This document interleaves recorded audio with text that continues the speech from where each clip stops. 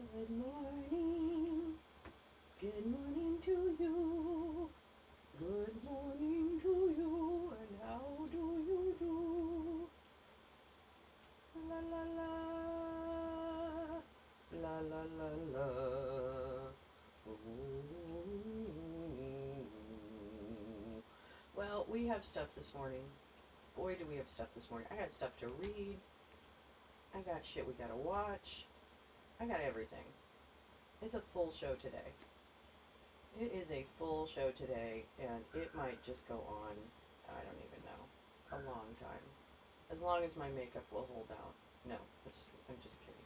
Oh, speaking of which, I forgot to set my makeup. Ah, thank you. Hold on. Ah, all right. Okay. All right.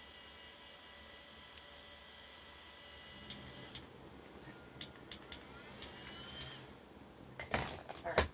Good morning. Hi, Kevin. Ah, I told them to stop with the top fans. Oh my god, you guys. I totally turned that fucking feature off. Now everybody's got it. Oh my god. YouTube. I swear to god, you guys. Oh my god. I need to go into my settings. Hold on. I can't take this. I hate this thing so much. What did I do? What did I do? This thing is a glitchy McGlitch fucker. Hold on. Oh, this makes me so mad. Oh shit. I don't know how to change it. Okay, you guys, I'm so sorry. Oh, God, I really hate this YouTube when they force you to do things. Oh my God, I'm so angry right now. I can't even tell you. Okay. Oh my God. I had literally turned off. Meowing Star. Okay, listen, Meowing Star, listen. I was about to reach out to you last night on Discord just to check in, but then I thought, that's fucking creepy. That's creepy that I would check in on you like that. So I just want you to know that I was thinking about you yesterday and missing you. So I just want to tell you that I really, I'm glad you're checking in. Thank you. Glad to see you back here. So, great. Um, Not creepy, just being a friend. Yeah, I just was, it's not even like heavy concern. I was just like, oh, maybe I should just check in. I haven't seen them in a minute, you know. Anyway, so good morning, and really nice to see you. Hello, F the YouTube man, Pepper. That's absolutely right. I can't frickin' fuck. Hell yes, Kevin Lowry. That's what I like, baby. I like to hear that. You get that pre-roll, my baby. Was the music fest. That's right. Oh my god, I totally forgot about the music fest.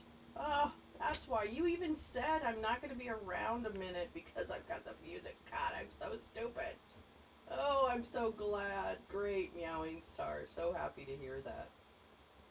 So happy to hear. You haven't smoked in 3 weeks. Well, you're gonna get really, really high, sir.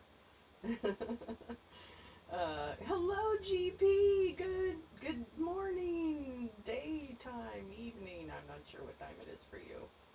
Uh, Excellent. I'm so glad you're going to the depository. Um, Dispensary. What is that? Dispensary? I don't know what that is. Yay. Glad to hear it. Yeah, absolutely. Oh, could I turn it up? Yeah, I think I can. Oh, you know what? It's on the wrong mic. That's why. God bless America. God bless America. Right home, sweet home.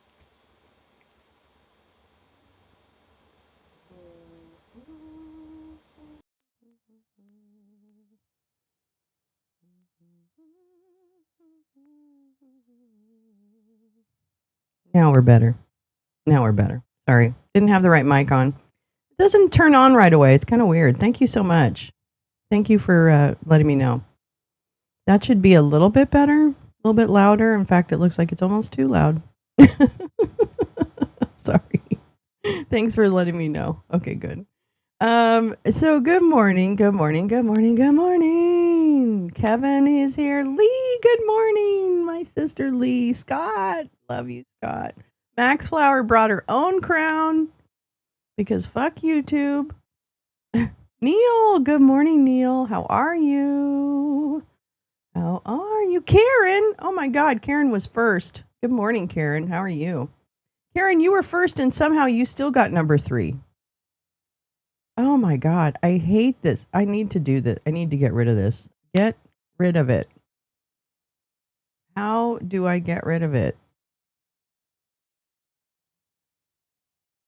Oh my God. I turned off leaderboard. I swear to God, you guys, I turned off leaderboard. Nope, that's not it. Don't do that. Nope, don't do that. Do not do that. Okay, I don't know what I'm doing. I need to stop because that's going to be really problematic. Okay, good morning, everyone. Oh my gosh, busy, busy day here. We're going to have a busy day.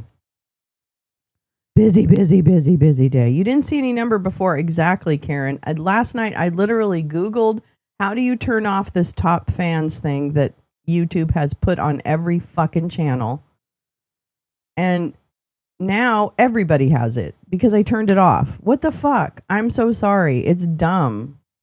It's so dumb. It's about chatting. It's like a leaderboard for chat. It's the dumbest fucking thing in the whole fucking universe. And I'm fucking. Oh, YouTube, I hate you. There's no point to it. There's no point. There's no point. It's YouTube forcing you to do something, which is really fucking ridiculous. So that's ridiculous. It just threw me off. It makes me so mad to drive additional engagement. Who's going to do that? I wouldn't want to comment for fear that I have a stupid badge near my name that makes me feel like, am I a geek because I'm chatting? I mean, that's the thing. It's the funniest thing when I get it, when I go in and troll someone and then I get one. Wait, what? Oh my God. Ghislaine's lawyer wants an appeal since Trump said, well, Karen, if you listened to the space last night with Gal and Jay Rance and me and Jim, a true tea break should be at least 21 days. Me? I'm not breaking. I'm not taking a break. Why? Why would I take a break? I don't need to take a break. What do I need to take a break for? Is life less stressful? No. But our theory, 21 days long. Oh my God. YouTube has me at number 2. I'm going to trade up to get number 1 in a draft choice. People will feel competitive and try to up their ranking. It's a gamification. I know. I understand the logic behind it, Pepper, but I'm like, well, I don't like it. I don't think I like it. Oh, SCOTUS denied her appeal? Wait, what? Is that new? I feel so behind. I didn't even have a chance to check the news this morning before I came on, which is normally what I do. But no, not this morning. I know, now you're number 2. Lee's number 1. Oh my gosh. Oh, okay, wait. I gotta find this Ghislaine Maxwell. I can't even say her name. I can't spell.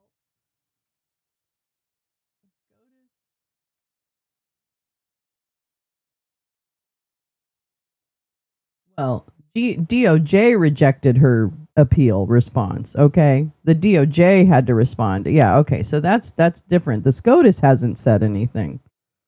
The SCOTUS hasn't said anything. Now, perhaps because the DOJ told them they don't want. But here's the interesting part: is as Gal was saying, and Gal can say it better than I can. I don't know. Is it those little? They're so small, I can't see them even on TV. Yeah, they're little badges, like 1, 2, and 3. It's so dumb. It's the dumbest thing, and I really wish they would have given people an opportunity to opt out. Because I literally went in last night and opted out, and now today you see what's happening. It's fucking ridiculous. Hi, butterflies. How are you? Some of the game, yeah, it's so insidious. It's just stupid. It's just stupid. Good. I'm glad. I'm glad you can't see them because they're dumb. I think there is. I did it last night, Max. I literally opted out, and now you see the result. I swear to God. I mean, I should go into the thing. I'm gonna go into the thing. Um. Oh, that's it. I have to go through here. Hold on. No, it's not privacy. It's under. What is it under? Oh, I think it is privacy. Turn off leaderboard. Oh my God. I'm going to show you what I have. Fuck. I'm going to show you what I did last night. I toggled the little thing.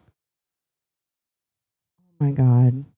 I swear to God, I feel like they just don't want to. They just fuck with you. They're just fucking with you. And it's ridiculous programming.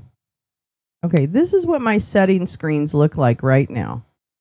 Okay, so if you look at my setting screen, well, you can't really see it, but this is my settings, okay? Now, live chat, I swear to God, I fucking Googled this last night. Yes, Muskie, remain badge free, resist. At this rate, I'll fall off Lolo's mock draft challenge. What are we drafting for? You are a gentleman and a scholar and an artist. Yes, GP is an artist. I gotta get some sharing out of your stuff. Just found a $50 bill on the sidewalk. What? Hell yeah. What? That's been. Is there a $50 bill? Are those? I don't think I've even seen one of those ever. So listen, this is the thing. It says turn off leaderboard participation. There you go, babe. That's right. I love that. I love that. Your channel will no longer be ranked in live chat leaderboards or receive points. Your participation in previous leaderboards will also be permanently removed. I turned it on last night. I turned it on last night. I turned it on. See? Why is all of this bullshit here? Now, if I turn it off, is it better? I don't know. Now I'm upset. Oh. Okay. I'm going to stop being upset about it. We've got stuff to do. Ah, this is so annoying. You're so annoying. You know what else is annoying? No, never mind. It's not. Okay, so I have got, let's see. Let me tell you what I've got for this morning, okay? Oh, don't be upset about that, Jane. GP, bring your crown. That's right, darling. That's right, darling. GP, do it. Fantastic. You're the cool kid. Don't worry. You bring your own crown, darling. You bring your own crown. Yes. Okay, so let me tell you what we've got this morning. What do I? No, stop it. I don't want this. Do not do this. I have bankruptcy. Wait. Oh my God. I need to make this bigger. Wow, really? Today is like Lolo unable to function on a keyboard day.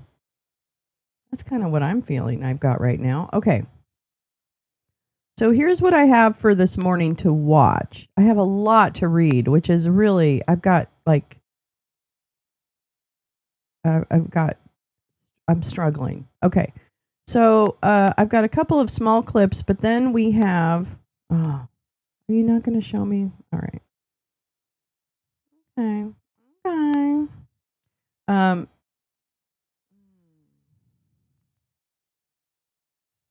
okay. I have, okay, you're not going to show me any of my fucking dates. Bitch. Okay, I need to go back. Sorry. Apparently. Okay. So we've got, let me go back now that I fucked up. Okay. We have a House panel holds a hearing on anti-Semitism in higher education. We have that's tomorrow. We have that's at 9 a.m. We have that's tomorrow. That's at 11. That's at 11. Here we go.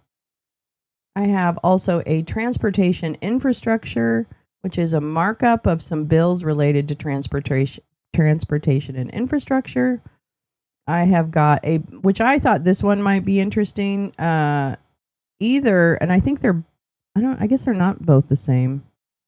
I thought they were. There's two: bankruptcy law overview and legislative reforms. So, bankruptcy law overview and legislative reforms on the Judiciary Committee.